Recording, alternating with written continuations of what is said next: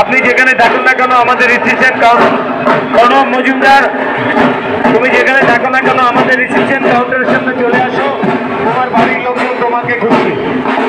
প্রণব মজুমদার, তুমি যেখানে থাকো না কেন অতি সত্ত্বর আমাদের রিসিপশন কাউন্টারের সামনে চলে আসো, তোমার বাড়ির লোক